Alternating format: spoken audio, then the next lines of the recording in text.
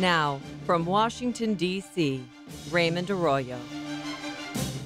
Welcome to The World Over Live. For all of our viewers in the U.S. and around the globe, we're delighted that you decided to join us. In the next hour, we're going to update you on the ongoing battle for religious liberty in the United States. Some important legal decisions have come down. Kyle Duncan, General Counsel for the Becket Fund for Religious Liberty, is here to discuss what those rulings could mean for you in the new year. You people with small businesses, listen. Archbishop William Lori, the chairman of the USCCB's Ad-hoc Committee for Religious Liberty, will also join us for a progress report on the bishop's efforts to oppose the HHS contraceptive and abortion mandate. And later, Dr. WALID PHARES, Fox News contributor and author of The Coming Revolution, Struggle for Freedom in the Middle East, will discuss the protests and increased violence in Egypt, as well as the ongoing fallout from the attack on the U.S. Embassy in Libya. As always, I want you to be part of the program. Drop us an email at worldover@EWTN.com. Let's get started. Here's the brief. News from the world over this week. New developments in the legal fight against President Barack Obama's health care overhaul. The U.S. Supreme Court has revived a Liberty University claim that the health care law threatens its religious freedoms. On Monday, the Supreme Court ordered the Fourth Circuit Court of Appeals in Richmond to consider the Christian college's lawsuit. The lower court had previously thrown out Liberty's lawsuit when it upheld the constitutionality of the health care law. Liberty is challenging both the requirement to obtain health insurance or pay a penalty and a separate provision, which demands that employers offer health insurance to their workers. The case could be heard this spring, paving the way for the Supreme Court to possibly hear the case late next year. More on the Liberty case and the ongoing HHS mandate legal battle in a moment. And the deadly terrorist campaign against Christians in Nigeria continues. On Sunday, successive suicide car bombs at a Protestant church located on a military base claimed the lives of 30. Another 45 have been wounded. Jihadist group Boko Haram, whose name means Western education is sacrilege, is suspected. Since its emergence in 2009, the group has targeted both Christian and government entities in its call for the implementation of strict Sharia law across the entire country. Nigeria's government has come under mounting pressure to protect its citizens from the sect. The radical Islamic group is blamed for killing more than 760 people this year alone, according to an Associated Press count. Newly appointed Cardinal John Onaiyekan condemned the latest church bombing and added this one was particularly worrisome since it took place within one of the highest military establishments in Nigeria. The cardinal said he hoped the attack would be a wake-up call to the government that they need to do more than they're doing at the moment. And despite the lack of religious freedom available in Saudi Arabia, the Islamic Kingdom was among the nations to establish a new center for interreligious dialogue this week. The King Abdullah bin Abdulaziz International Center for Interreligious and Intercultural Dialogue. The organization's purpose is to enable, empower, and encourage dialogue among followers of different religions and cultures around the world. The Holy See is a founding observer to the center, which opened in Vienna, Austria on Monday. Cardinal Jean-Louis Tauran, president of the Pontifical Council for Interreligious Dialogue, says the center presents an opportunity to dialogue about human rights and religious freedom. He added that the Holy See is particularly attentive to the fate of Christian communities in countries where such a freedom is not adequately guaranteed. UN Secretary General Ban Ki-moon, during his remarks, offered his support for the center's vision. And political troubles for the Muslim Brotherhood and Egyptian President Mohamed Morsi. More than 200,000 demonstrators thronged Cairo's Tahrir Square on Tuesday, protesting the Islamist president's recent power grab. Morsi's edicts have effectively neutralized the judiciary, the last branch of government he does not control, giving him and his party near absolute powers.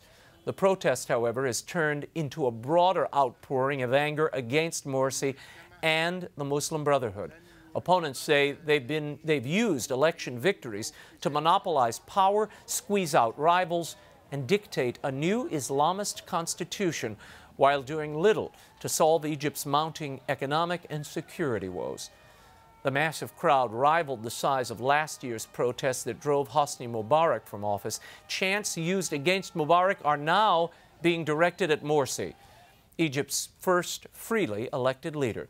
Meanwhile, in light of the political tensions, a meeting between the new Coptic Orthodox Pope Tawadros II and the leaders of Egypt's Catholic community has been postponed. The meeting had been designed to allow the Christian communities to set common policies for responding to the political crisis. More on this later in the show. And this past weekend, Pope Benedict XVI formally elevated 6 new cardinals from around the world. Among them, the former prefect of the papal household and Wisconsin native, Cardinal James Harvey, the Archbishop of Manila, Luis Antonio Tagle, and head of the Maronite Church, Patriarch Becara Boutros Alvaray. During Sunday's Mass in St. Peter's Basilica, Pope Benedict urged the new princes of the Church to resist political ambitions and the worldly logic of power. Pointing to Christ's example, he said they should focus their work on spreading the faith, bringing into the world the light of truth and God's love. There are now 120 cardinals eligible to vote in the election of the next pope. And Pope Benedict made the first of many critical appointments expected in Ireland. Father William Crean of the Kerry Diocese was named as Bishop of Cloyne. The troubled Cloyne Diocese has been without a bishop for nearly 3 years after Bishop John McGee resigned amid heavy criticism for failing to respond to clerical abuse allegations. The Vatican has moved slowly to fill openings since an apostolic visitation concluded in 2011. 6 other Irish dioceses have either no bishop or prelates serving beyond their retirement age. Citing Vatican sources, the Irish Independent reports that all 6 dioceses will receive their new bishops by 2013. And religious hate crimes are on the rise in Scotland, with Catholics being the most targeted group. The Crown Office report released this week showed a 26% increase in aggravated hate crimes. More than 500 were against Catholics during the recent reporting. That's more than all the other religious groups combined. Archbishop Philip Tartaglia, the president of Scotland's Catholic Bishops' Conference, said he was saddened by the report and called for a public acknowledgement of the extent of anti-Catholicism in Scotland. When we return, the General Counsel of the Becket Fund, Kyle Duncan, and Archbishop William Lori. They'll discuss the continuing battle for religious liberty and what it could mean to you in the new year. The World Over Live continues in a moment. Stay right there.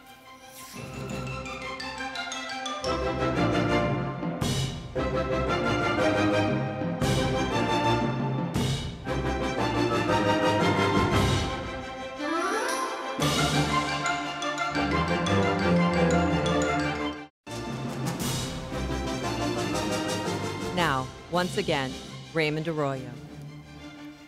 Welcome back to the World Over Live. There are presently 40 cases and over 110 individuals representing hospitals, universities, businesses, schools, and they're all suing the federal government over the HHS mandate. Now, all of these plaintiffs claim their religious liberty rights are being violated. What is the state of these cases? And what to make of the recent court rulings? Here to bring us the latest are the General Counsel at the Becket Fund, Kyle Duncan, and via satellite from Baltimore, Archbishop William Lori, the chairman of the U.S. Bishops' Ad-hoc Committee for Religious Liberty. Gentlemen, thank you both for being here. If you'd like to comment, drop us an email at worldover@ewtn.com. Kyle, I want to start with you. In the past week, we've seen 2 pretty major court rulings. The first concerned Hobby Lobby. Now, this is an organization, they have over 500 stores. They're in 41 states. And the court said, you all are not and don't have religious rights. You're not a religious organization. So you can't opt out of this mandate to provide your employees with this, that, and the other contraceptive abortifacient coverage. you're not religious. You're not a religious organization. That's right, Raymond. It's a stunning and it's a disappointing decision from the judge, which we have already appealed, and which is already before the 10th Circuit Court of Appeals in Denver.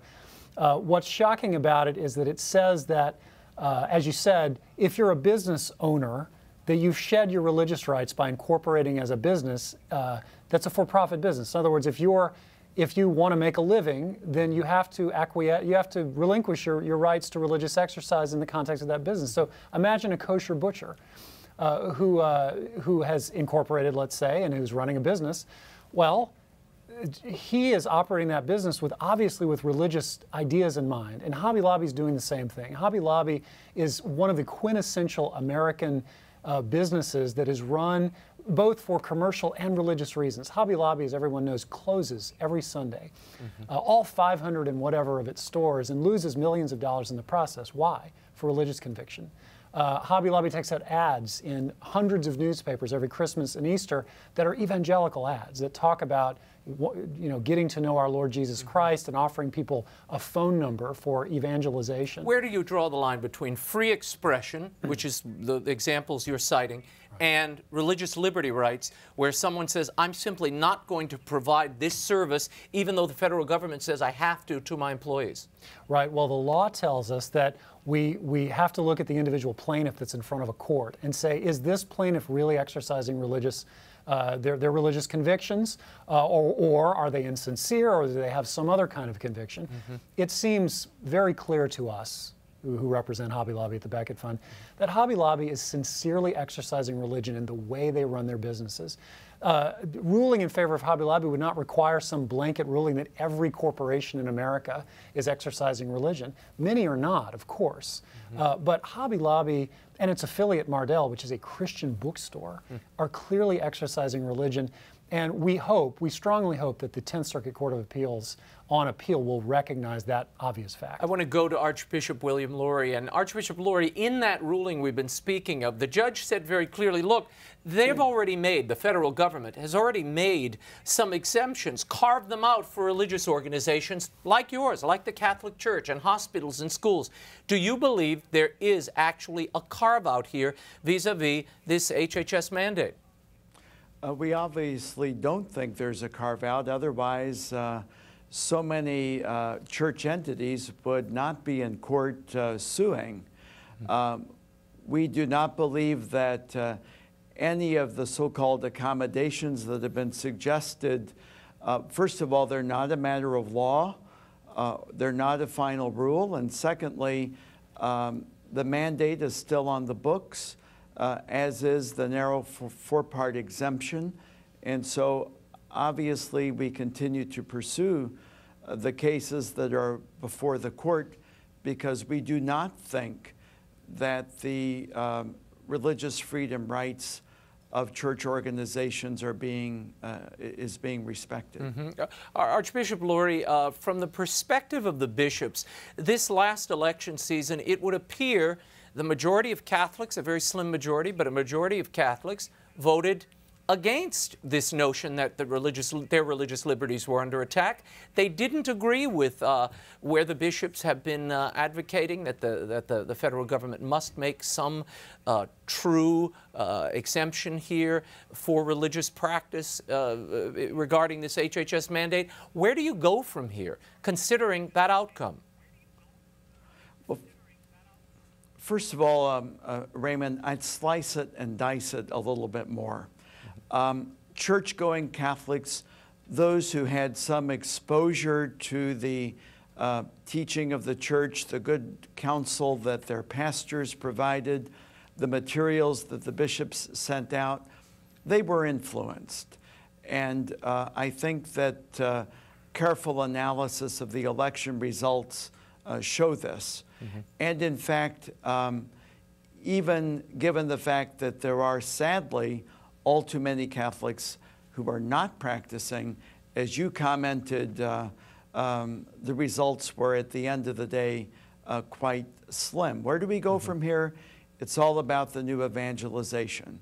It's all about teaching about the dignity of the human person, about our religious rights and freedom, our calling to share God's friendship. It's all about teaching about marriage and family.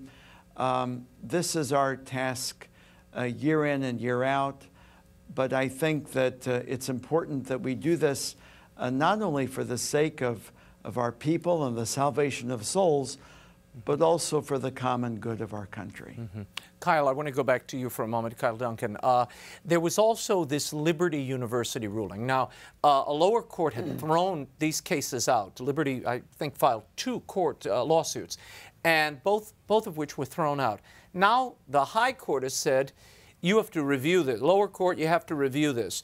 Explain to us what this means and what the point of the lawsuit was. Sure. Now, this can get really complicated really fast, so let's be clear. Okay. What the Supreme Court did was say there's still jurisdiction to hear this lawsuit. The lower courts said there's no jurisdiction at all to hear this challenge, which is a broad challenge to the whole idea of the employer mandate and also a religious liberty challenge.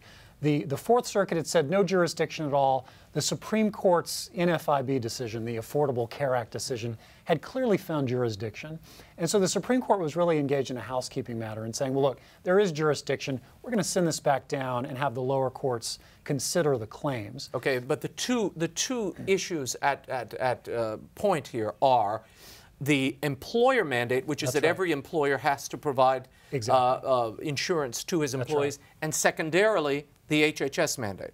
Exactly, except for this. The lawsuits were brought before the HHS mandate had actually been crystallized, so that hasn't been directly argued. And I say that simply to caution people not to read too much into what the Supreme Court did. It's potentially significant, but we'll have to wait and see what happens down the road there.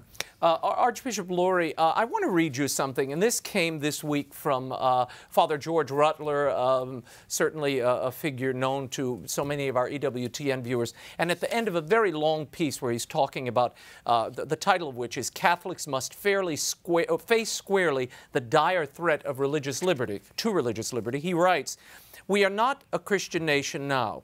In 1783, Washington spoke of our blessed religion, and on D-Day, Roosevelt prayed for our nation, our religion, and our civilization. This would not be allowed in our secularized culture. Shepherds of the faithful cannot charm into reason the forces that now preside over our nation. We can dance to Caesar's intolerable music, but he will call the tune. We can feast with Caesar, but he will soon feast on us. We can laugh with Caesar, but he will soon laugh at us. There is abundant laughter in the mouth of the foolish. I'd like your reaction to Father Rutler's understanding of what this is in the moment that he claims we occupy. I think Father Rutler is a prophetic voice and a voice of keen intelligence and a man who is a witness to our faith. It seems to me that many commentators have said that we find ourselves now in a situation more akin to that of the early Christians who were proclaiming the gospel of Christ in a decidedly pagan and a decidedly hostile culture. Not everything about our culture is bad. Not every element of our culture is hostile. But we can't miss the encroaching secularism and the hostility of that secularism in these latter days. What made the difference when Christianity was in its infancy? Was it not the witness of believers? And I think that's what's being called of us. We are moving out of that era when there seemed to be a more generous accommodation of religion in general and perhaps Catholicism in particular. And it's not comfortable because we realize we are sort of being unassimilated. And yet, we are called to proclaim the gospel in season and out of season and to engage whatever elements of the culture we can to help make the Lord's message understood and accepted and to purify those elements of our culture that are out of sync with what the church believes and teaches. Archbishop Lori, have you all, have the Bishops' Conference or your ad hoc committee had any conversations with the administration since the election? There have been no such conversations to my knowledge. We have always maintained that, that we're open to meaningful discussions that would involve removing the onerous requirements of the mandate that we provide services that violate our teaching, and very importantly, that four-part exemption, which is in effect a very narrow definition of what a church is and does. Namely, it serves only its own, at least for the most part, right, hires only its own, and exists mainly to inculcate its own documents, its own teachings or doctrines. And of course, I think there's a technical fourth part about filing a 990. Yeah. So that's remained our position. Yeah. We'll leave it there for just a moment, Archbishop. I'll get back to you in just a second. Kyle, tell people, because I think part of what's being lost in all of this is the practical reality. Starting in January of 2013, under Obamacare, people can be assessed fines for not complying with with the mandate, for instance, the HHS mandate. Tell people what that means to their businesses, to their personal lives, people who are in small business or large business, but with 50 or more employees. Right. So let's say your new insurance year starts January 1st. You're subject to the Affordable Care Act and the mandate. If your insurance isn't compliant, you face IRS penalties. Now, the way the law is written, it says $100 per day per person affected. Now, there's some ambiguity there. We read that as $100 per day per employee who's covered under your health insurance. So let's take Hobby Lobby, for instance. Hobby Lobby has over 13,000 full-time employees. On a sort of conservative reading of the penalties, Hobby Lobby is looking at $1.3 million per day. So by the end of the year, I mean, I hear a lot of talk about this Powerball jackpot that's going around right now. Hobby Lobby will eclipse the Powerball jackpot in fines by, let's say, the end of the year, which is a grave thing for a business like this. So businesses around the country, whether they realize or not, are subject to it. So what are you, as a lawyer, advising them to do? I mean, the fact is, the courts are not exactly moving quickly on this, and January is coming up. What happens?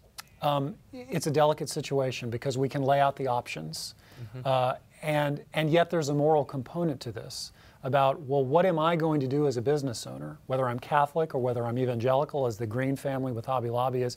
What am I going to do? How far is my moral conviction, does it allow me to go? That's a very personal decision. So we can lay out the legal options and sort of the legal consequences, and then it is up to people to search their consciences and say, what can we do?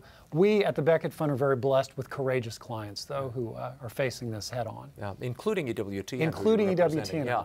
yeah. Archbishop Lori, what would your advice be to these small businesses, and what are Catholic hospitals, Catholic schools, which at this point wouldn't qualify and don't qualify as religious organizations? They're going to be subject to these same penalties. What are you advising them to do in your own diocese? Well, first of all, just looking at the private employers, I think it is certainly our role as pastors to express our support, to continue reminding the people that we serve and the broader culture that religious liberty inheres first and foremost in the individual and analogously in institutions. And so I think that it's for us to play a very supportive role of these courageous private employers who are pursuing this and bearing witness, I think, in a great way in our culture. For them and also for our church institutions, we are very confident in the legal actions that have been taken. I recognize they're complicated. I recognize a lot of things can happen along the way in the various jurisdictions in which we filed, but we are maintaining a lot of confidence in that. Plus, we are looking at other possibilities with regard to legislation. As we indicated earlier, we're still open to discussions with with the administration as long as they're substantive.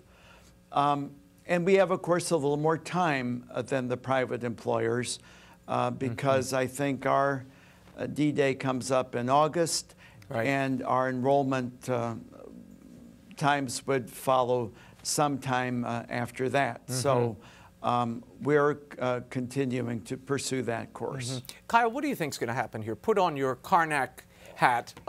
It seems to me, to my eye, the churches and church-affiliated organizations, formally affiliated, schools and hospitals, it seems to me unthinkable that they wouldn't get some sort of accommodation beyond what's being offered, yes? One would think so. That still raises a question, for EWTN, for instance. So where does EWTN fall in that spectrum of church-related organizations, of schools, of charities, hospitals? Who knows? So does an organization like EWTN get some kind of accommodation? Who knows?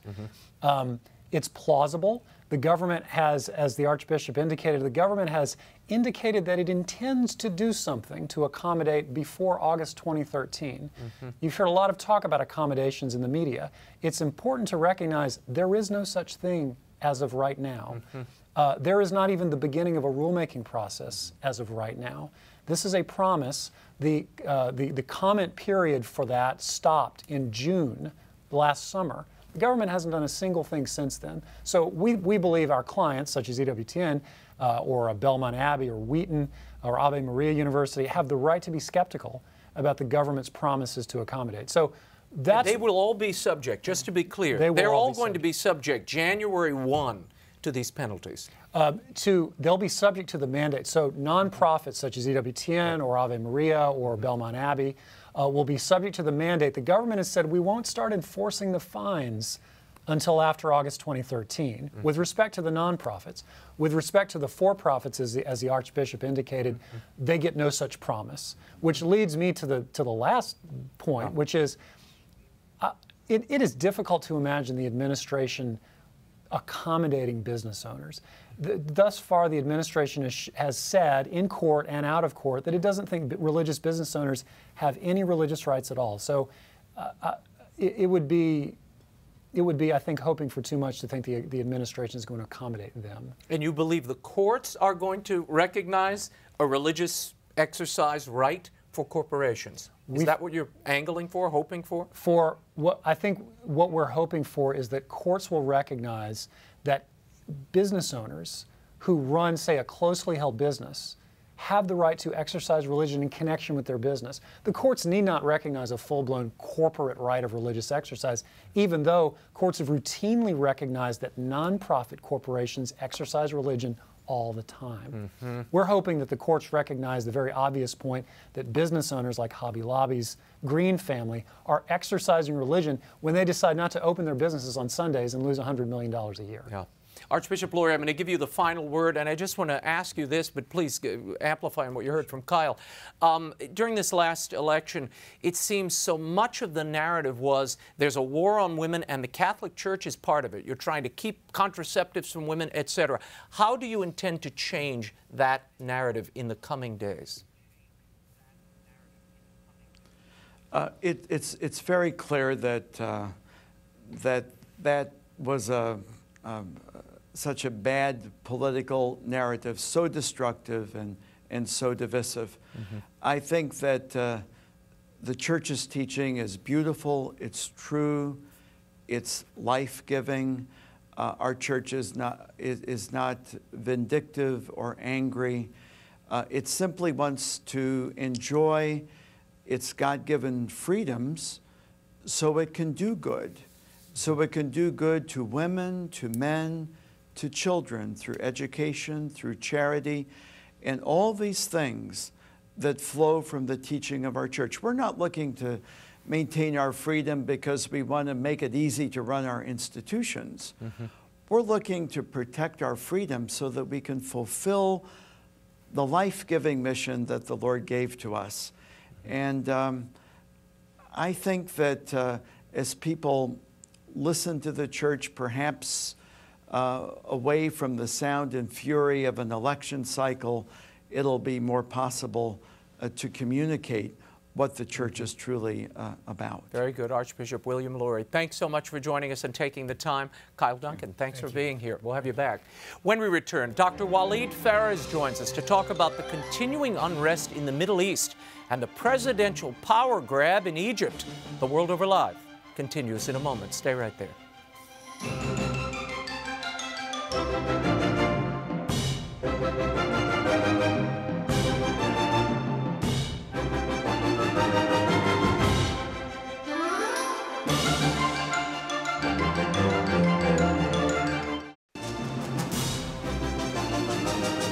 Now, once again, Raymond Arroyo. In the past week, there have been a wave of demonstrations in Egypt against the country's president, Mohamed Morsi. The protests stem from fear that Morsi is trying to establish Sharia law in the country. How likely are these protests to moderate Morsi's authoritarian tendencies? Here to help us make sense of it is the author of The Coming Revolution: Struggle for Freedom in the Middle East, as well as an advisor to the Anti-Terrorism Caucus in the House of Representatives, Dr. WALID PHARES. Thanks for coming back. Thank you, Raymond. I want to start with what we're hearing from Morsi.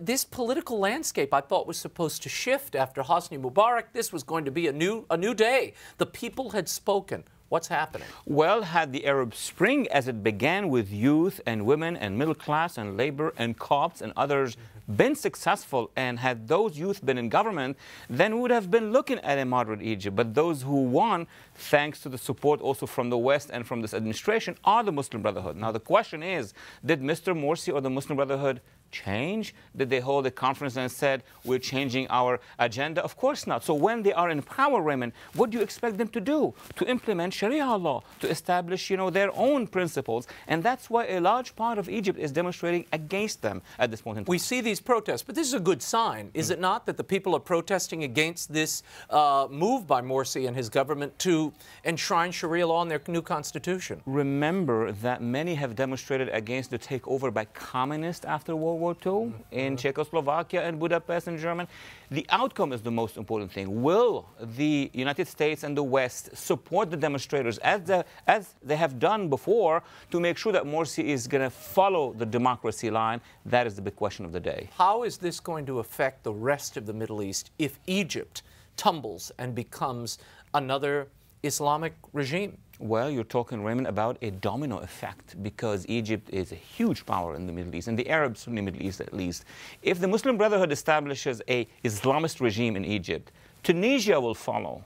And then, of course, Libya with the Salafi militias will follow. Yemen could follow. And now there are trouble in Jordan. Muslim Brotherhood of Egypt are supporting Muslim Brotherhood of Jordan and of Syria. Guess where also? Gaza will also become a more problematic area. Jordan, I mean, how much time do you think Jordan has, given the reality on the ground there? If Morsi is basically winning in Egypt, give Jordan a couple years, and then Morsi will send the support to the Muslim Brotherhood of Egypt. I mean, it's very clear that the Muslim Brotherhood are working on a regional level, not just in Egypt or in Tunisia, across the region. Christians, and we're hearing a number of reports. I've gotten emails from priests in the region and some laymen. They're very worried that they are about to be consigned to second-class citizenship.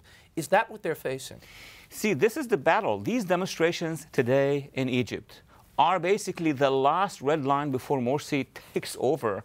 He can shut down the courts and he can say, I'm ruling with edict, with my own personal laws that basically will be based on his ideology, Sharia law. Christians will be the first ones to pay. Women, second. Third, the liberals, the secular liberals of Egypt, but not just in Egypt, across the region. Sudan will suffer. The people of Sudan will suffer as well. And every minority from Iraq to Iran to Syria will suffer as well. Well, Morsi's argument is, I was elected, and you have these judges who are holdouts from the Mubarak regime. I had to get rid of them. These people are stopping the progress. They're not accepting the voices of the people. And I am the voice of the people. So the social nationalists were elected. So the fascists of Italy were elected. It's not that you are elected. It's what you're going to do afterwards. And of course, as what happened in Germany and Italy, the first ones to suffer were the third branch of power, the judicial branch of power. And the same thing happened in Iran. So what's happening in Egypt now is a repeat. When a totalitarian force comes through democracy, don't expect them to rule with democracy. Now, how much sway does the Muslim Brotherhood hold now over Morsi? Well, Morsi is the leader of the Muslim Brotherhood. I mean, there is no question. He's not going to change his mind once he becomes a president, as some in Washington think. He is the leader of the Muslim Brotherhood. He has their agenda, and he will continue to try to implement it. Yeah, there was a quote here, and it's not right in front of me, but it was something that God's will and the people's voice has put me here, and so here I am.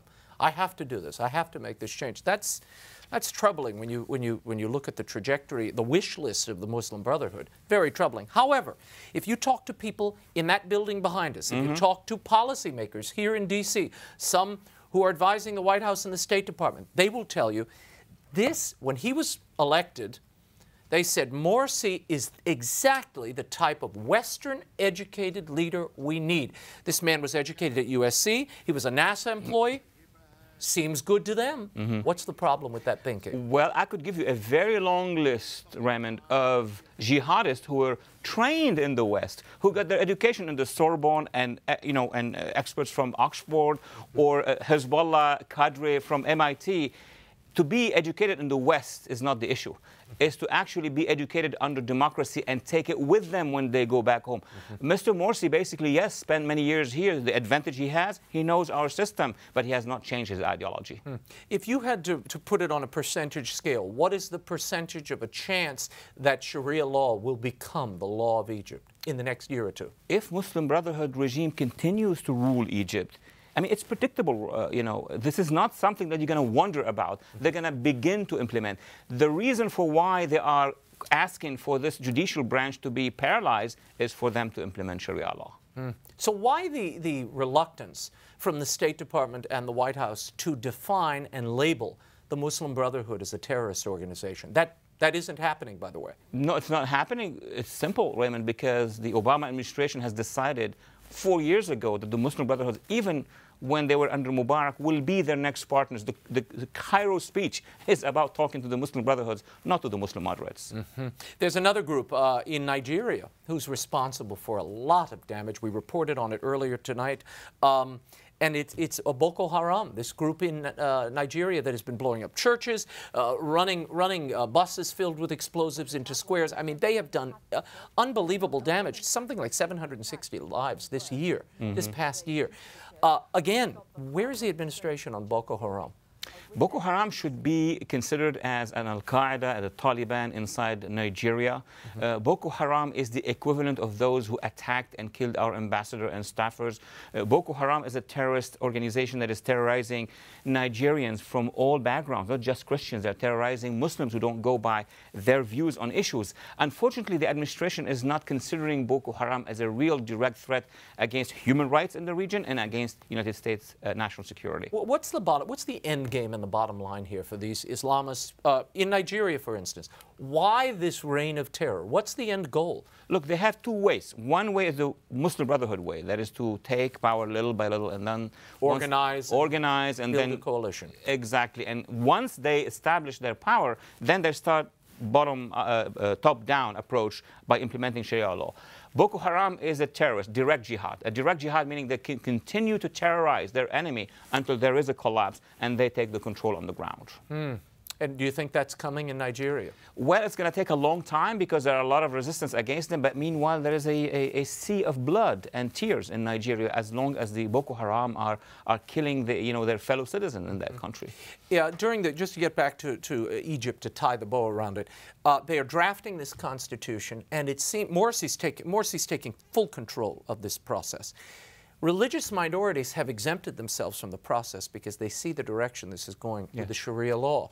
Is that a good idea? Should they have stayed engaged, or is he going to push their voices aside anyway? No, they should resist. They should oppose, because if they don't, then what's going to happen is that the current opposition, led by secular, by democracy groups, by women, the minorities in Egypt, the Christian minorities, have huge alliances in Egypt. Actually, the minorities plus the majority of the silent majority in Egypt are a numeric majority.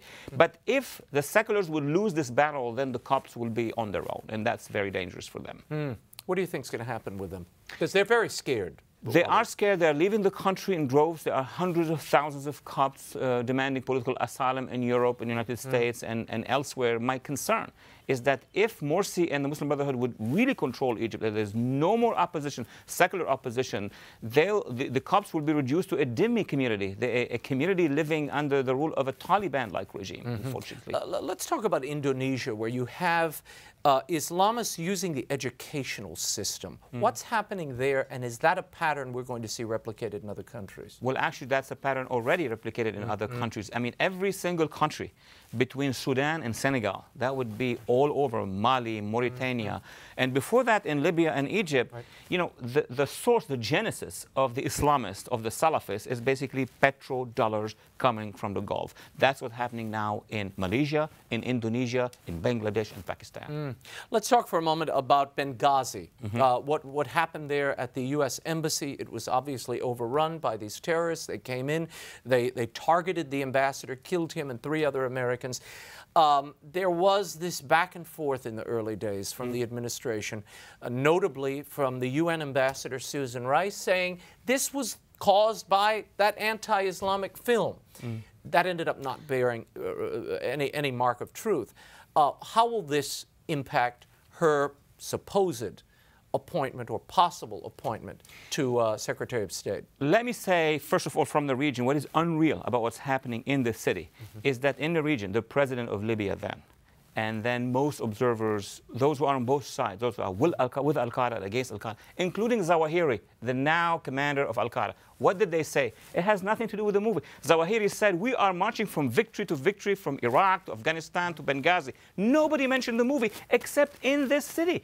I think the Obama administration was very concerned about an opposition that would tell them, oh, you killed bin Laden, you're saying Al-Qaeda is down, look what they're doing to us. They should have said, yes, we have killed bin Laden, and we are fighting against Al-Qaeda, and sometimes they can kill us as well. They were scared, they panicked. And how will it affect Susan Rice's potential nomination? I think there's a very strong opposition in the Senate and, of course, in the Congress in general terms. It all depends on what the administration will have to say. The president will have to make a speech, address Benghazi, and explain it to the American public. What do you make of, and you mentioned it a moment ago, the petrodollars and Saudi Arabia being at the top of that pyramid? They are sponsoring, the Saudi government is sponsoring a interreligious dialogue in Vienna. The Vatican took part. They sent a cardinal there. And you have a plethora of religious leaders there. Your thoughts on it? We've seen these before. Is this an authentic expression of civil society dialoguing, as WALID PHARES has often suggested on this show? I wish, Raymond. I have seen this for the last 30, 35 years. In those interfaith dialogues, especially those organized where?